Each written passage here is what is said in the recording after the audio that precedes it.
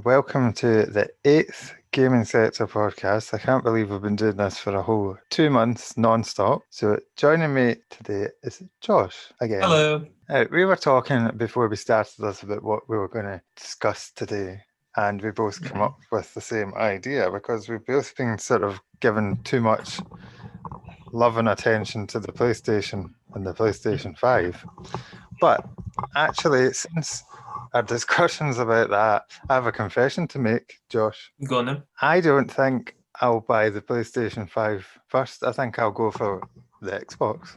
Oh, okay. How so? Because I have an Xbox One, right? And it's the digital version, which means you don't put discs in it. You download all the games, purchase them, obviously. I don't mean illegally download them because that's not possible on a console. Well, not to my knowledge, anyway. So the Xbox Series X is the big, powerful, big, massive rectangular thing. I don't want that one. That's not the one. You want the Series S. Oh, the S one. Okay. Yes, because like the Xbox One, it's digital only.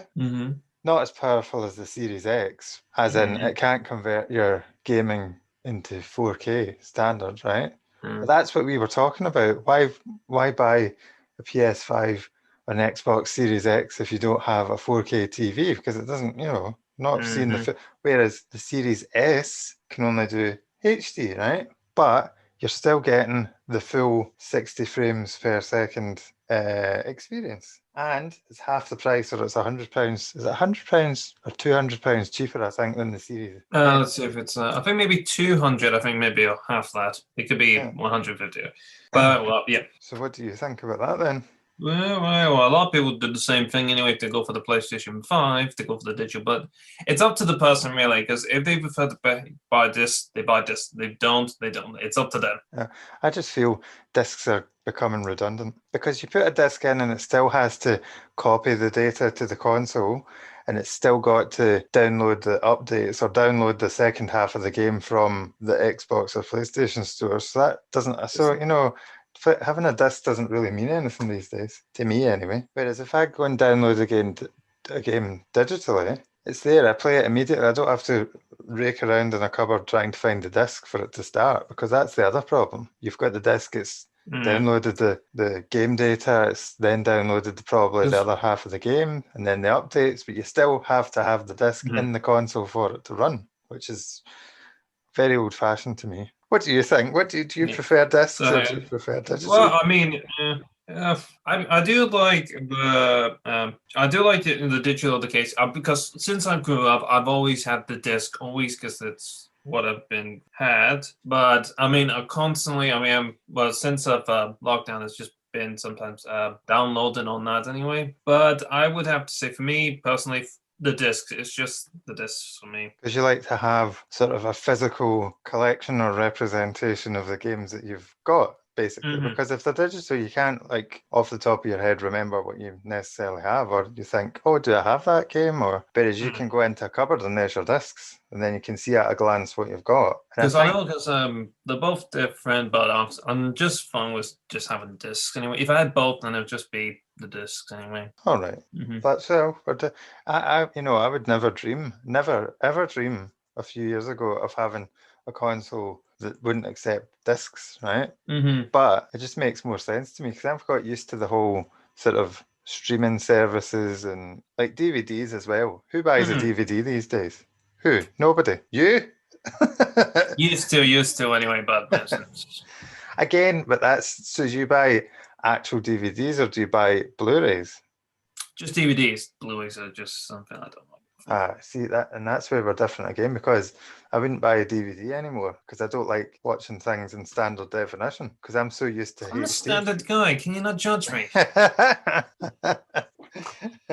And the other very good thing about the Xbox is its Game Pass feature. Oh yes, Game Pass for the PC and the Xbox as well, to have for 1 or 3 months you can have any 100 or over 100 Xbox games you can play. I mean, you do have to pay for it either monthly or every 3 months, or you could pay for it for a year. It's a subscription service like Netflix, but for games. If well, for it's people who don't kind know. of like a when you say if it's monthly, then it's kind of like just Xbox Live Gold, but with more games on it for Uh-huh. free. Uh-huh. So I usually go for the Xbox Ultimate package, which is Xbox Live, which means you can play online games with people, and it's also got the Game Hmm. Pass connected with it, and it's something like £9. £9. Well, it depends.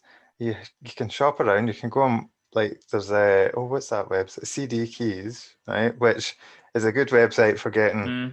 digital copies of games and vouchers and stuff for a lower price. It is a legitimate website. It doesn't look legitimate, but it is. It's a legitimate website. I just As go on well there. as this, I see the Game Pass thing. I think it's kind of a good idea because it allows you, if you were like thinking of buying the game and you want to keep the if you don't want to keep like doing the monthly subscription, you can play that game and then feel like, I like that. I like to keep that. I want to buy it for like just buy the disc or the digital copy. Just gives you an idea. If you don't like it, means well you haven't bought it. You just only pay for the monthly subscription. Just on to the next game until you find something you like.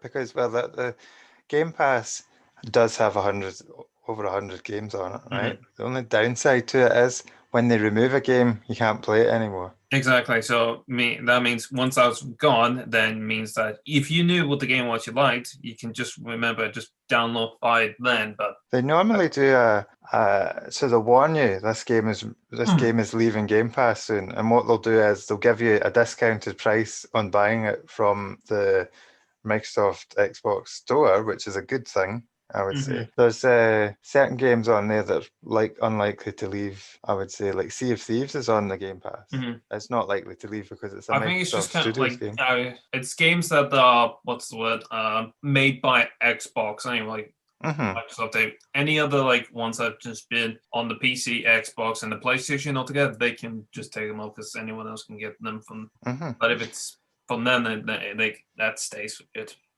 There's a real mixture of games on there, and that is something that I like because I might gaming. I'm not like I don't do it constantly. I'm not on it all the times, but on it more because we're in lockdown, right? Hmm. Wouldn't have been on it so much if I was at work and that sort of And thing. once lockdown's over, I mean, it's just back to normal. Everything's back to work, outdoors, and then just means that there's less time playing video games at the time. Yeah, so for me, the Game Pass is good because I can go on it one day and think, oh, I might try playing that. And then you set it to download, and if you've got a good internet connection, it'll download fairly quickly. Mhm. And then you play. So yeah, and then you're essentially you're able to play hundreds of pounds worth of games for a Mm-hmm. small price every month, which is I think a little bit more than £100 anyway. yeah, Way too much. yeah. If it's 100 games, way too many. Oh yeah, Because yeah. unless every game in that is like £1. That's true. So yeah, that's so Oh, what, that's game's £1.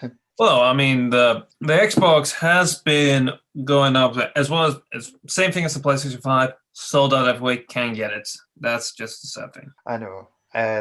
We were saying in another podcast that it was to do with COVID and Brexit. Hmm. It is more to do with COVID actually, because the computer chips that they use in these systems are hard to get at the moment, and that's because the car manufacturers stopped making so many car. I know that this, believe it or not, this is related to car manufacturer.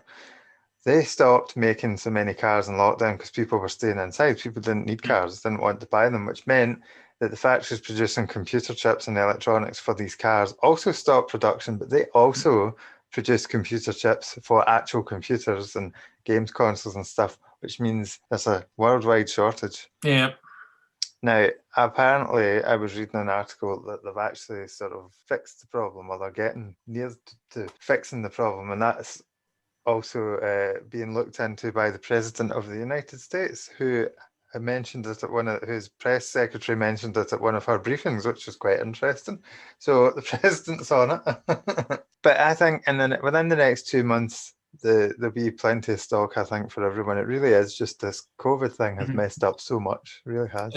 Just because right now, see if you can't get it, then just what you do is save up your money just at the time, and then once you have enough, then you can search. Even if you get even you can, but still save up just before, because I know it might take a long time or a while just for it to get ready. But just I would save up just to be sure anyway. Yeah, and as we've been saying today, there's options there. You can get the full PlayStation 5 or the full Xbox Series X if you really want to, which is what most people will tend to do. Or the option is there for the Xbox Series S, which is a bit cheaper, less features, slightly less powerful. I'm not sure about the PlayStation 5 digital version. I'm not sure how different that is from. I think it's the same thing. It's just that it's just no. I think it's the same thing, but without the disk drive. Anyway, I think that's just the same thing. I believe. So options are there, and the good thing is it's the shortages sort of made people like, oh well, I'm not going to lose sleep over not having one, because it's not as if there's none for it, there's none out there anyway. So people will be like, all right, well, I'll just have to wait longer. And the move from PlayStation 4 to these new consoles, I think, will be delayed as well, as in they'll keep making games for them. Everybody's happy. Yeah, because until one day when they say, well, stop making production on that Xbox One, but I mean, because they could change it to Xbox Series X anyway. Because I think, is it not next month or the month after that the online store for the PlayStation 3 is closed for good? Yeah, stuff from anyway. He said the same thing, that his was down anyway. His PlayStation 3 was down. Yeah. They're going to stop it, which means there'll be no updates for the games in the PlayStation 3. You won't be able to purchase any games via the PlayStation 3. So then people It's a bit of a shame anyway for some people, but I know. But people have been resisting moving to the PlayStation 4. This is what we've been talking about. They do stop. They stop providing support for consoles. It's the same with Windows. I mean, if imagine like every console had the button that says and shut every single one down. Oh, look at that! You need to go and buy a new one. Yeah, that would not be. That would be. Well, I think we've spoken quite a lot today. I was going to say, why don't you tell people what we're doing in the channel? But there's not really a lot this week. But it's just same things always. Doing videos, playing games, like always. Yeah, doing videos, playing games, being new. This podcast will be up on Thursday, and then new game footage will be on Saturday. That's right. Okay, and we'll see you next week for another podcast. Thank you for listening today. Thank you all for listening. See you, everyone.